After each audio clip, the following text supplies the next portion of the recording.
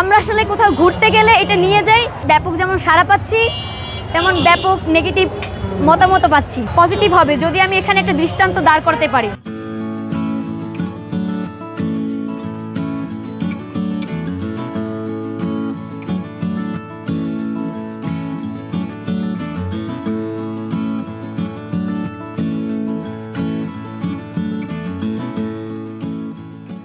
Excuse me, আপনাদের সাথে একটু কথা বলতে পারি?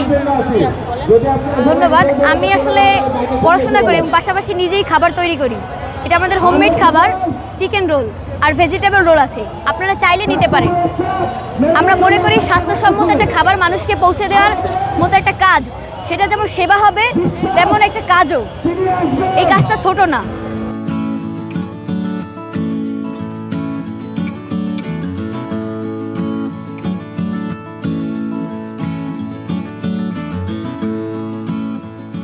আমি লামিয়া সাইমুন, সুবিদখালী ওমেন্স কলেজের রাষ্ট্রবিজ্ঞানে আছি, এবার সেকেন্ড ইয়ার উঠব। আমার হোম টাউন পটুয়াখালীতে আর ঢাকাতে কাওলাতে আছি। আপনারা জানেন যে নারীদের বাইরে বের হওয়ার বিষয়টা বড় একটা বাধা, কিন্তু সেই যে বাধাটা, সেই বাধাটা কীভাবে অতিক্রম করতে পারি। এখন আমি যদি সারাদিন বাইরে ঘুরে বেড়াই তাহলে আসলে আমার 2-1 টাকা ইনকাম হয় না। এই বাইরেও ঘুরে বেড়াবো, বাইরে যেমন দেখবো তেমন বাইরে যেন একটু ইনকাম করতে পারি। আমি যেটা সত্যি কথা সেটাই বললাম, এবং মানুষকে যেন সেবা দিতে পারি। এই দুইটা উদ্দেশ্য নিয়ে আমাদের এই কাজ, এই পথ চলা। এখানে একটা কথা বলতে হয় যে বড় মাছ ছোটো মাছটাকে খেয়ে ফেলে। আমি যখন এই মানুষের কাছে অ্যাপ্রোচ করতেছি তখন দেখা যায় কিছু প্রভাবশালী মানুষ, তারা মানে এখানে আমি কোনো ছেলে বা মেয়ে বলবো না, যারা প্রভাবশালী এরকম কিছু মানুষ দেখা যায় বলে যে তোমার আসলে এটার কী প্রয়োজন, তুমি কি হতদরিদ্র ঘরের সন্তান, তোমার কি 1 টাকাও নাই, তোমার এই ধরনের কাজই বেছে নিতে হবে, সমাজে আর কোনো কাজ নেই। তখন আসলে আমি সেই জায়গাটাকে তাদের সাথে তাদের মতো করে অ্যান্সার করি, এবং অ্যান্সার দিয়েই আমি আমার পথটা চলতেছি। আজকে আমাদের 5ম দিন। এবং আরেকটা ব্যাপার আমি বলতে চাই, আমার ছোট ভাইটা স্কুল কলেজ বন্ধ থাকায় ওকে আমি সাথে নিছি। এই বাধাগুলো যাতে কম হয়, মানুষ যেন আমাকে বাজে প্রশ্ন কম করে, এজন্য আমার ছোট ভাইটাকে সাথে নেওয়া। আমাদের এটা প্রফেশনাল না, আমাদের যখন ইচ্ছে করে তখন আমরা যাই, এবং আমরা আসলে কোথাও ঘুরতে গেলে এটা নিয়ে যাই। আমাদের ওই যে একটা কথা আছে না, রথ দেখা হয় আর কলা বেচা হয়, ব্যাপারটা ওই রকম। এই ইচ্ছাটা যেগুলো আমার ঘুরতে ভাল লাগে, মানে ঘুরে বেড়ানোর যে প্রবণতা এটা অনেক বেশি। আর খাবার দাবার তৈরি করার যে ইচ্ছে, এইটা আমার মধ্যে কাজ করে ছোটোবেলা থেকেই।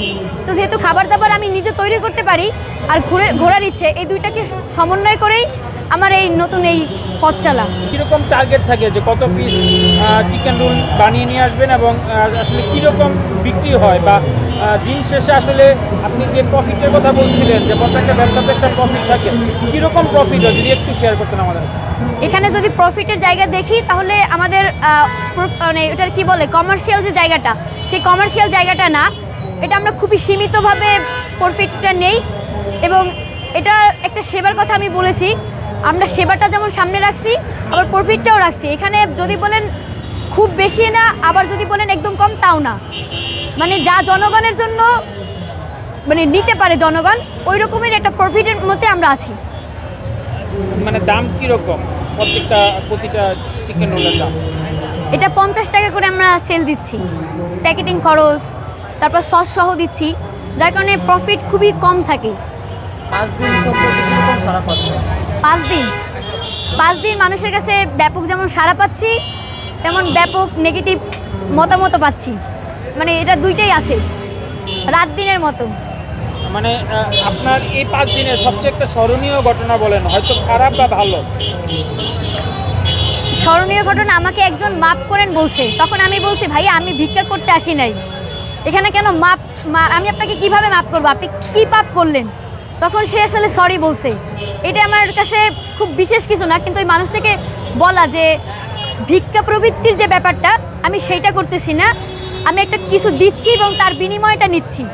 এখানে আমি শুধু টাকা নিচ্ছি না। এবং একই সাথে একটা কথা বলতে চাই, আমাদের দেশে যে হিজড়া যারা আছে তারা যেভাবে টাকাটা নিচ্ছে, তাদের জন্য একটা প্ল্যাটফর্ম তৈরি করার যে চিন্তা, এই 5 দিনের মধ্য দিয়ে আমার নিজের মধ্যে তৈরি হয়েছে।